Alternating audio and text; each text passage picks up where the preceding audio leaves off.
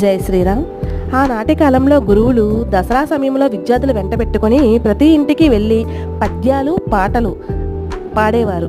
మాతృభాష పట్ల ప్రేమను, ఆప్యాయతను, ఆస్వాదాన్ని అందించేవారు విద్యార్థులకి. ఆ ఇంటి యజమానులు సంతోషించి గురువులకు డబ్బులు ఇచ్చేవారు, విద్యార్థులకు పప్పు బెల్లం పంచేవారు. తత్ఫలితంగా విద్యార్థులకు సహనం, ఓర్పు, ప్రకృతిలో ఎలా ఆస్వాదించాలో నేర్పు వచ్చేవి.